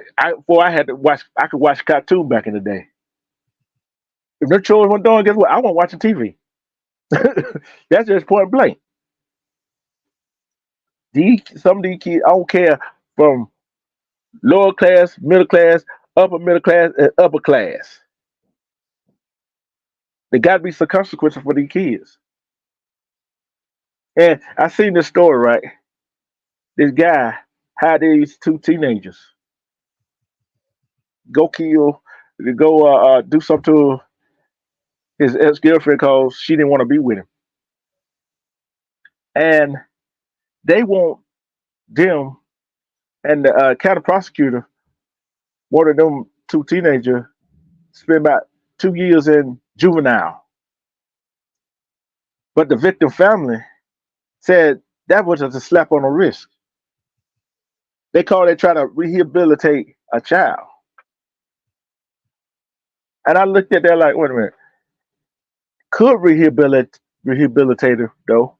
But I also looked at the fact that a man was able to manipulate them into doing that action for him. You see what I'm saying? And if that man was able to easily manipulate them to doing his bidding, what to stop somebody else from doing the same thing to him for juvenile? Anybody? Nothing. Repeat that again, my brother. Them two teenagers, them two juvenile. What? Let's say they went to juvenile, got out 2 years. What to say that another person wanted something done that's not right by law or by moral compass to manipulate them to do something for them again? What to say that wouldn't happen? Cause we don't see a whole lot of bunch of adults go to prison, go do this, do that, and get off with a slap on the wrist and continue to do the same thing. And the That, question, and that's a question right there. And plus, where the hell the parents at? it sounds like they got some favoritism in inside of the prisons. And they keep doing the same thing over and over again. That's why I said before earlier, you need to go out there and show them some tough love so they can understand, so they won't do that type of shit anymore because you keep, bailing them out and they keep doing the same thing over and over again. They got to have some kind of punishment or some tough love, some disability, discipline. So, And then want to add in on that too, right? Um, if they come into a different type of situation and they remember that a while back they got into a juvenile center or whatever for previous actions. If the lesson hasn't been learned, then the mistakes will continue. So it just depends on if the younger person understands that this is an option for you, going out here in society and making these mistakes on your behalf or somebody else's behalf, if you just got caught up in a situation. If you don't understand from the first juvenile detention, being off the streets, then the same mistakes will take place. It just depends on the child's understanding. And the parents could be, like I said, they could be involved. But nowadays, and we were like, some of us were like this too when we were little. We were just headstrong, hard headed, whatever way you want to call it. But we test the waters at all turns. Um, but I'd also like to get some feedback. We test the waters at all turns until the actual message was understood. That if I continue to do these bad things in society, juvenile uh, juvenile detention, then jail is next, or even possibly losing their life. However, I'd like to piggyback again off the question that I asked, if you gentlemen don't mind. Um, how many times do you give your child the talking to about the lessons of life before you just stop or even, unfortunately, walk away? Well, children are like gardens. You got to keep on watering them. I mean, when your plants start to wither, you add a little bit more water to it. And when your child start to wither, you pull them to the side, pull their coat a little bit, ask them what's going on, ask them how they're feeling, try to get involved. But you never stop. You never stop.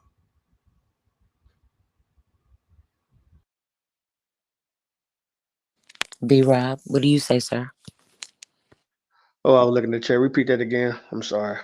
How many times do you give your child the conversations, of right and wrong or consequences before you stop or just unfortunately walk away altogether?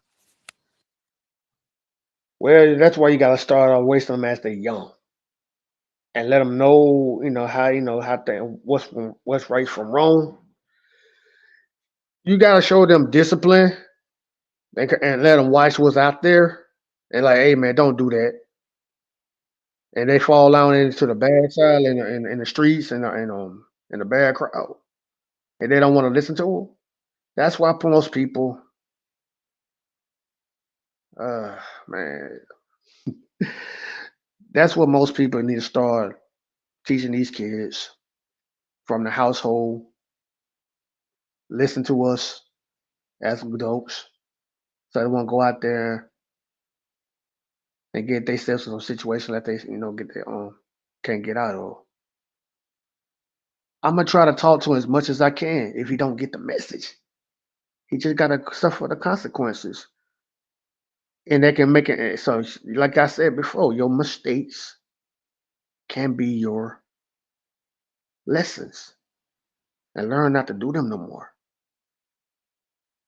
I love my kids, but if they don't want to listen to you, somebody else will.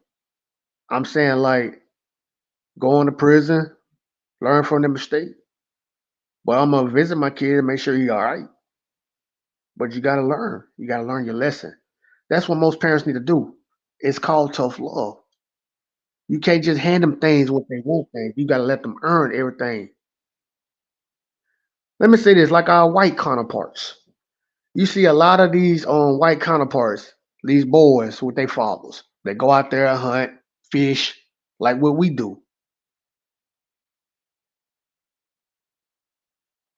We got to learn how to be there for our kids, not just like a friend, just teach them what's right from wrong. What if they don't want it? If they don't want it, like I said, man, they just they I just understand. I understand it's a tough question, right? However, it's happening.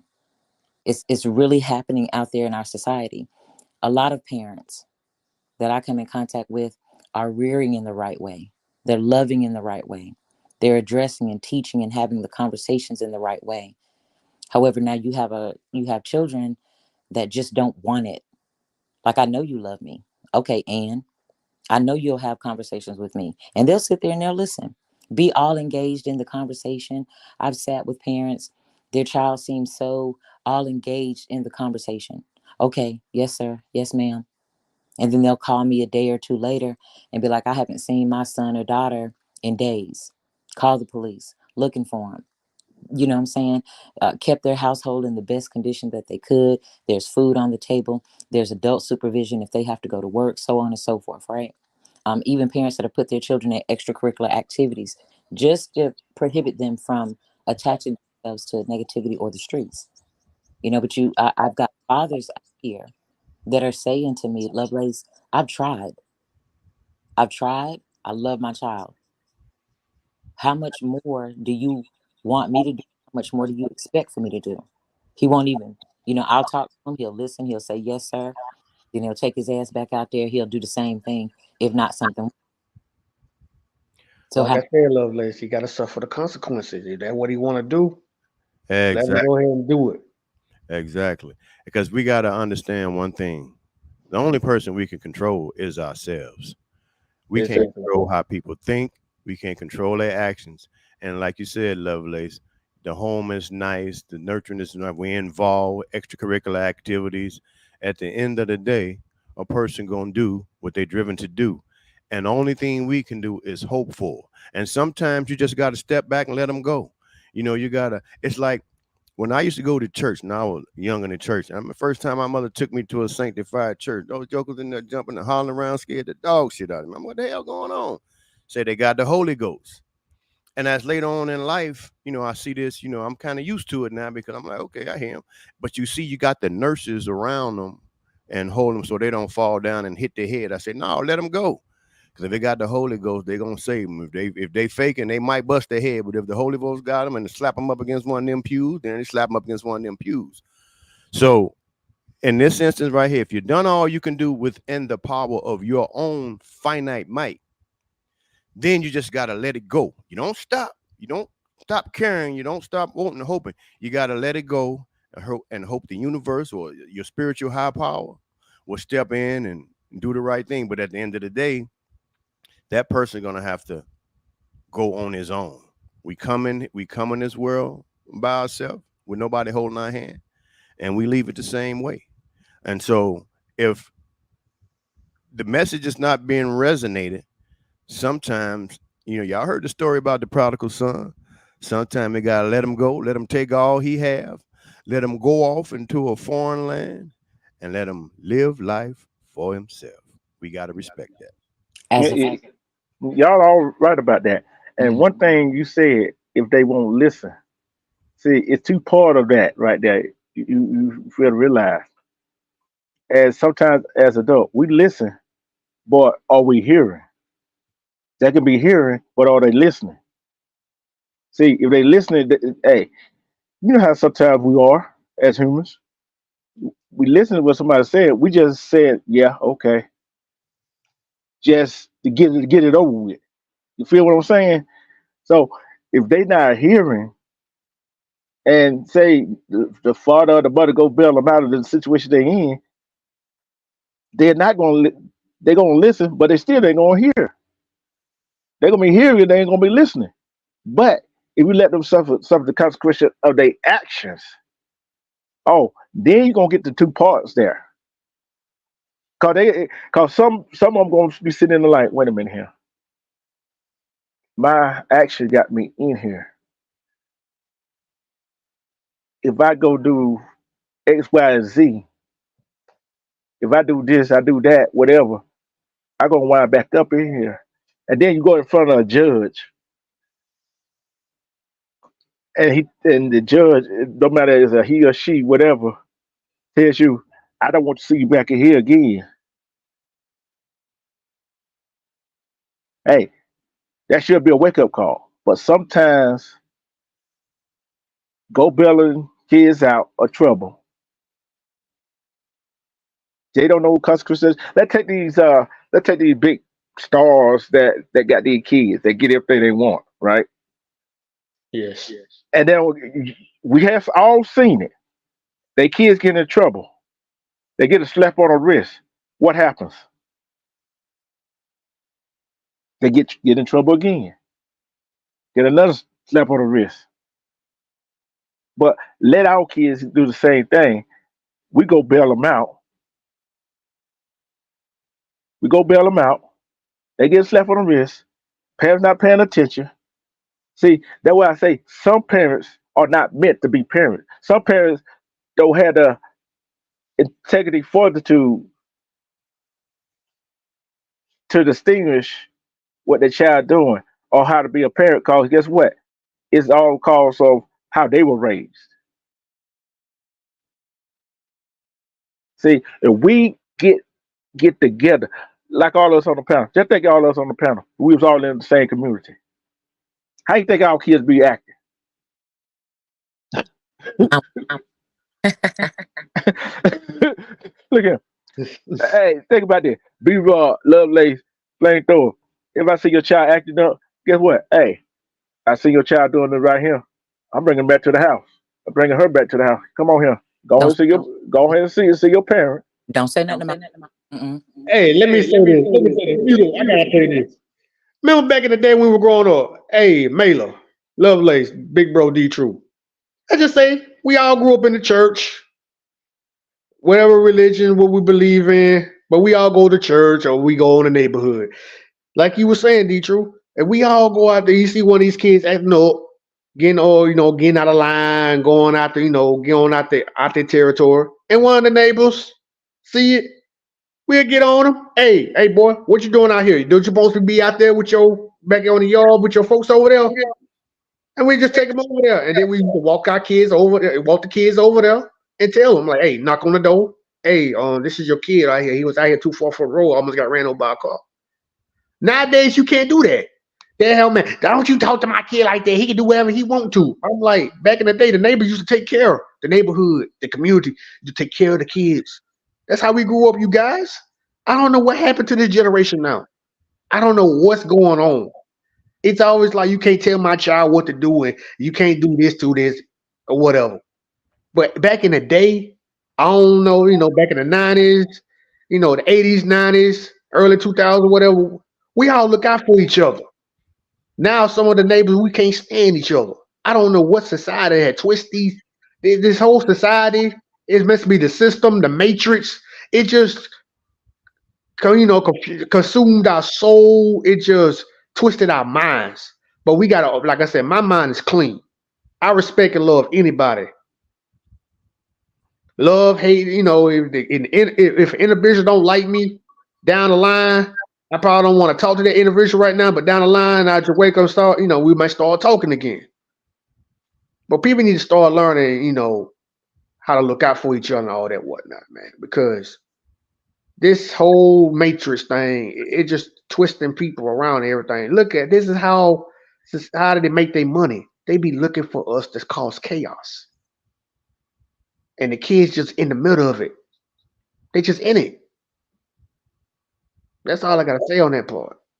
Hey, yeah, you're right, Twister. Hey, when you talking about 80s, 90s, and 2000, I grew up in the early 60s, late 70s. And you're right. I mean, the neighborhood held it accountable. You caught throwing rocks or you getting told on. Hey, you walk by Mr. Davis' house and don't speak. Hey, Mr. J, your son, your grandson, he didn't speak to me today.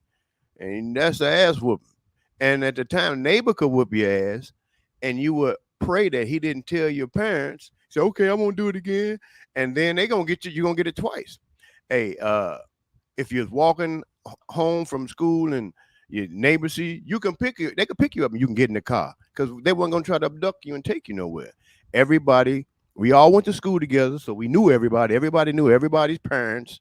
Everybody's parent, 4th of July, holiday, when you barbecue day, all the families on the sidewalk or in their driveway barbecuing. You just walk down the street, get a hot dog, get a piece of rib or something, some greens. I mean, that's how it was. But today now, like you said, people, you say something to somebody, kid, they calling the police or you gonna get shot. Something like that is crazy. They do not want you saying nothing to their kids, even if it's gonna benefit them. They don't want you involved. So you're right about that, brother. That's long gone, and I don't see it coming back. Bro, it hurts my heart, bro. It hurts my heart, bro. It really hurts my heart. Yeah, Hey, flamethrower, bro. Hey, what's your subscribe, man? I know you sent it out before, man, but it been a while since you popped up, bro. Can you probably drop down the link so I Okay, can follow your brother, man? I got. 'Cause I be keeping with hold on, B-Rock. CSS, drop a flamethrower link in the chat, please. All right, thank you, thank you. And I'm I like this appreciate right it. here. And just a conversation we needed, and we need to continue to have.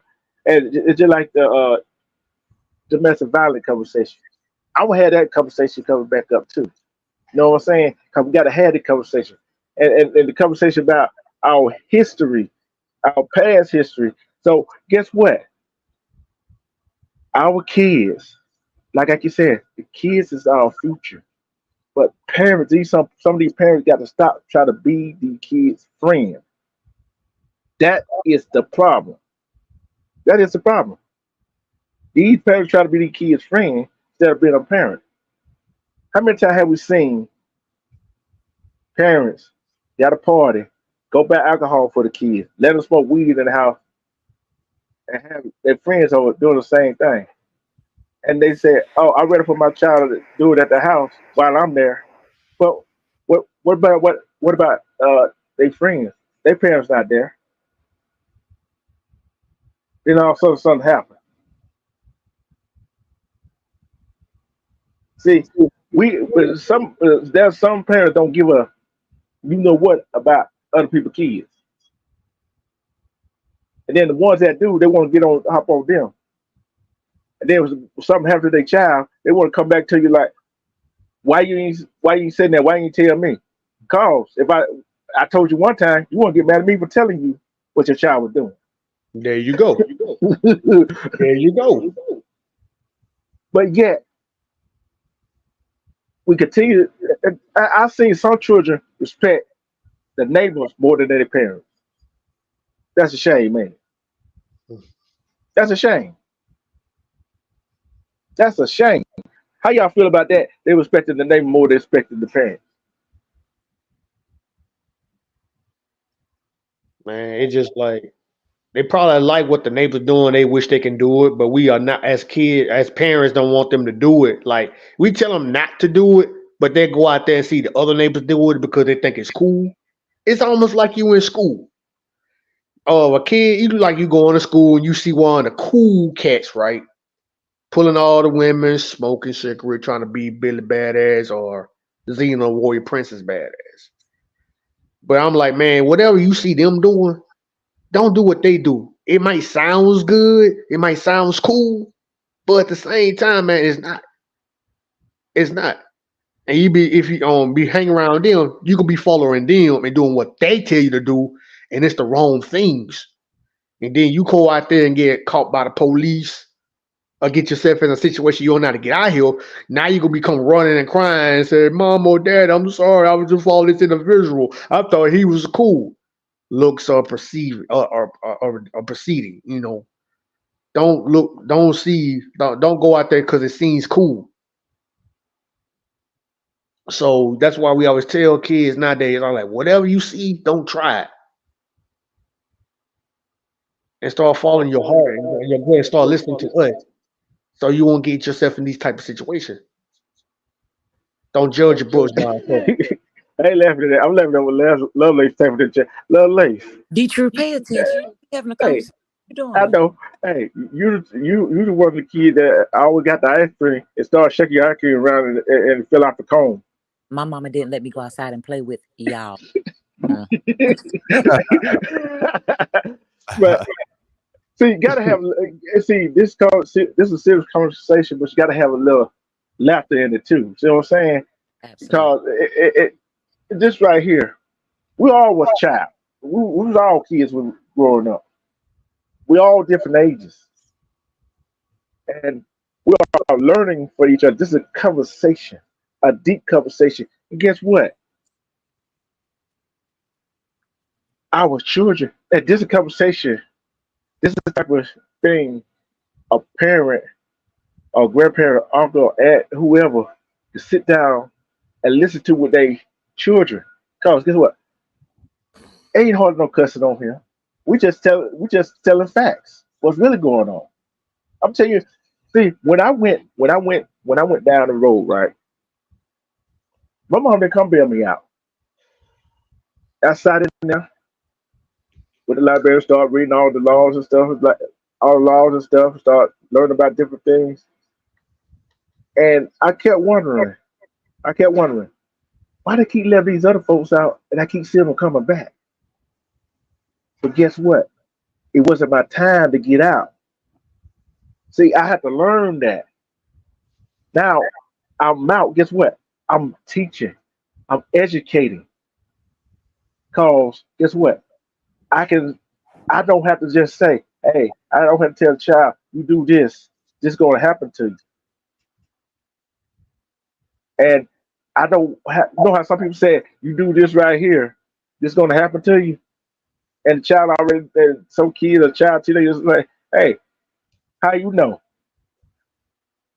Then what that person going to tell them? They can't tell them they've been there and done that. I can. I can show them the result. And that's the thing. When somebody tell a child, don't do this right here, cause this going to happen to you, or this might happen to you. You already know a child got go have a question right back at you. How you know? You know how that go. Am I right or wrong? They gonna have a question for a child gonna ask a question because they want some answers. Okay, Detroit, let me ask you this one then. You know, kids gonna ask a lot of questions. Okay, then let's just say when a kid get old enough, let's just say in his teenage years or her teenage years, and you know when they get in their teenage year, that's when they start smelling their musk. That's when they start asking. You know, they're in the radical age. You know, the teenagers, the radical age. They gonna talk about basically grown folk talk because you around teenagers, they can be talking almost grownish a little bit. They're gonna talk about sex. They're gonna talk about other grown folk things. And in my opinion, I'm kind of neutral to that, but in a respectful way. If you start at age 16 making having sex, like my grandma always say, my mom always say, wrap it up and be careful. This is why we got to teach our kids before they get out there and do these things because these kids now are doing it. And that's why they're having kids in so young ages and stuff. That's why we need both parents in the household. One parent can do it, a mother can do it by herself, and a father can do it by himself. But at the same time, I know we ain't trying to sound like a bunch of hypocrites, but we really do need both our parents' advice on everything. And both parents can agree, but how we need to live our life as kids when we was growing up, you better listen to them, even though our parents disagree with whatever situation they got going on. That's why we gotta learn. That's why these kids gotta learn. I ain't trying to get off track. The kids gotta learn how to, how to, need to know these things before they go out there and do it. Yeah, we'll tell them how to do it, but be safe with it. So, um, Melo, Lovelace, D True, if a kid asks you these tough questions, are you prepared to answer those questions, or you want them to wait till they get a little bit more older? Always, Anybody? al- Anybody? always prepared. Okay. Okay. Cause they need to know. We Right. can't hide it from. We can't hide it from them. Cause that's what's wrong with some of these parents. They hide a lot of secrets. They hide a lot of things from these kids, and that's why some of these kids are messed up in the head. The kids go out there in these streets because like want to know how it is to live their life, and some of these parents don't tell them. I'm going both sides. It could be the kids' fault one point. It can be the parents' fault as well. So that's why we got to be honest with our children and let them know because we love them. We don't want nothing to happen to them. I'm done for right now. Yeah, and I don't like this right here. There's a if a teenager or a child going out doing that right there, I look like this right here. I ain't not gonna say it. Yeah, it's a child fault for what they did, the action they did. but majority is going to be the parents' fault. Majority of it is going to be the parents' fault because parents got to understand with kids. I don't flare through right for this right here. You do just about everything your 5 kids were doing, right? And there's some things you don't know what your child doing, but you know your child did something that's not right by their battle language and by the different actions they are doing. So, like I said, people can tell you one thing out of their mouth when you're in front of them,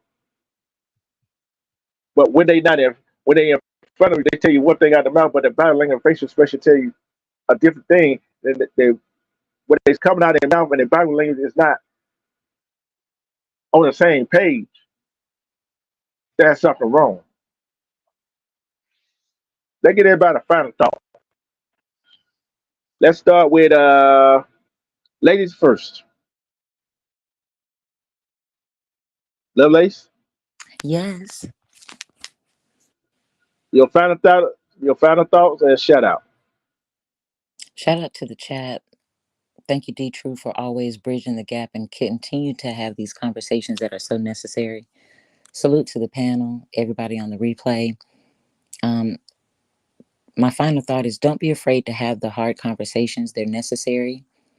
Don't be afraid to be vulnerable and transparent, not only with yourself, but also with your spouse or your child's, um, parent.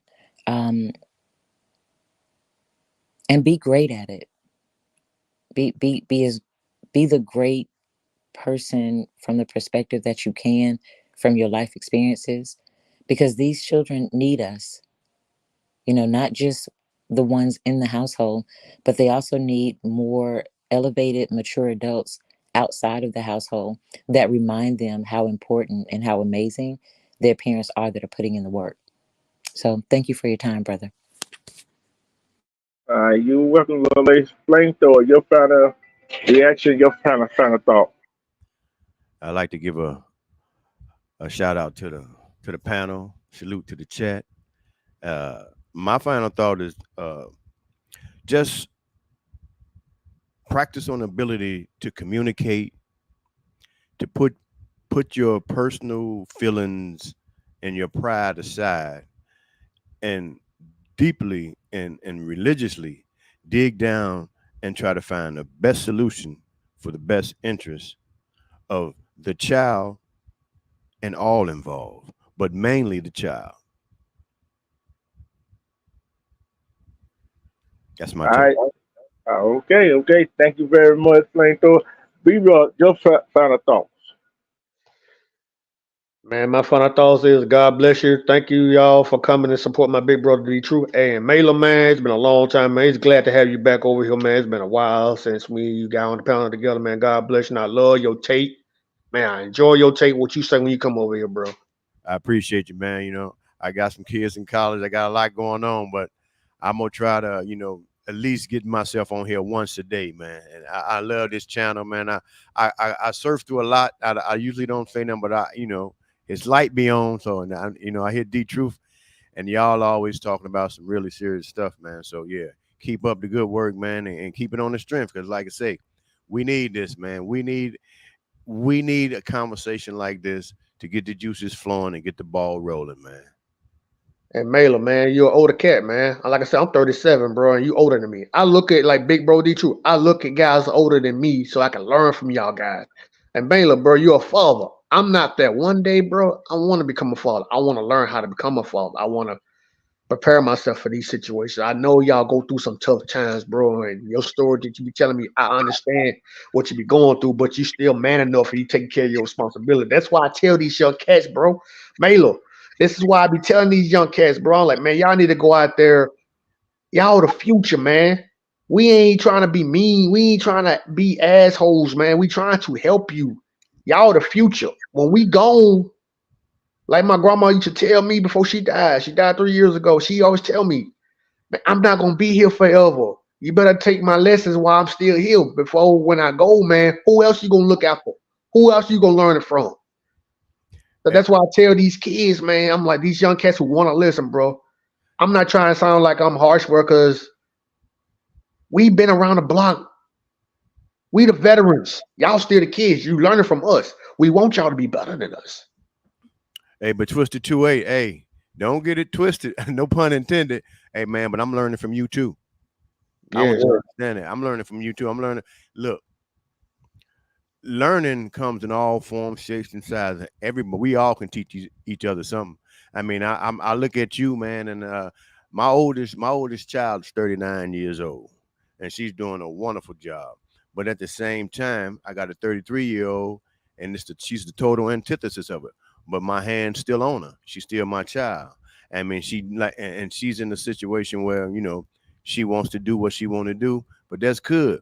But I still got my eyes on her, and I still, ask the good Lord to put a hedge of protection over to keep her safe. Because at the end of the day, my power is only limited. You understand? There's only so much I could do. But yeah, man, I learned from you brothers too. Let's not make no mistake about that. likewise, bro. Likewise, man. Because, bro, we trying to make this our communities a better place, man, for ourselves and for the children. Like I said, man, we actually have a church.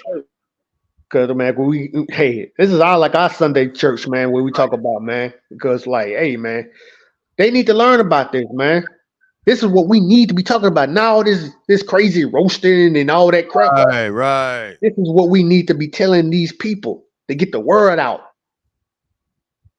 Because this is what they need to be hearing. Real talk. Real talk. Yep. I got to read what Still J said. She said her daughter always knew her dad and her was Santa Claus because she worked too hard to buy gifts and have someone else take the credit. And then she came back and said she found out the Tooth Fairy wasn't real because I was rushing and accidentally left her tooth under the pillow. She said the Tooth Fairy lazy. Hey, true. Hey, true. Yeah. Hey, true. Hey, that's what I did. Look, my daughter, when she was in the kindergarten and they were singing up on a housetop, reindeer paws out, pop good old Santa Claus. She jumped in. Ain't no such thing as no Santa Claus. My daddy told me ain't no Santa Claus. And you right. Ain't no old white man gonna get all the credit that I do all year for my hard work, and I'm gonna give it to somebody else. I took my daughter, baby. I said, we don't have no chimney in our house. How he getting in? How he getting in? And if he put his sled on top of the house, it's gonna fall through the roof. And we gonna no. Okay, we're gonna stay up tonight. We're gonna put this milk and this cookie over here. We're gonna hide. And she cried. But Question. I always want to know this. Anybody in the panel, how can a big 350-pound man go straightly down a chimney out the fireplace and then go sneak and put the present under the tree? Be wrong. I'm doing another show. I did a show about the taking this holidays earlier. And I'm gonna come back and do another one on it. Please do. I sure gonna have a couple conversations on that, but for real. Cause I got a couple of days jokes.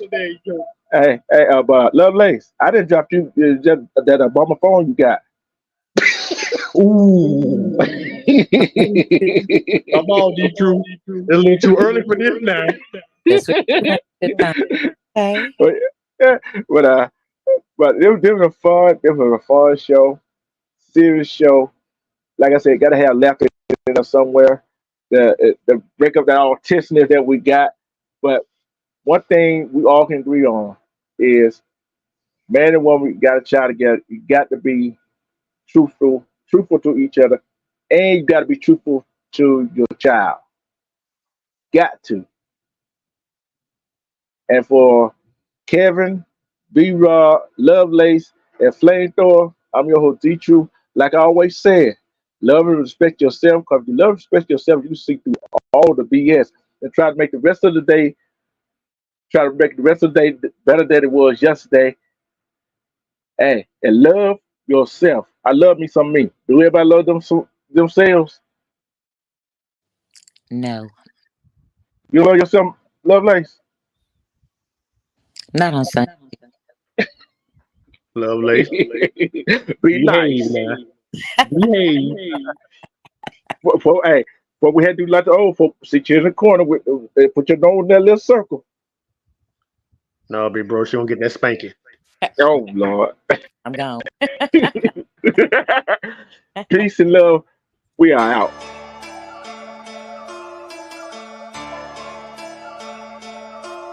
Buddha.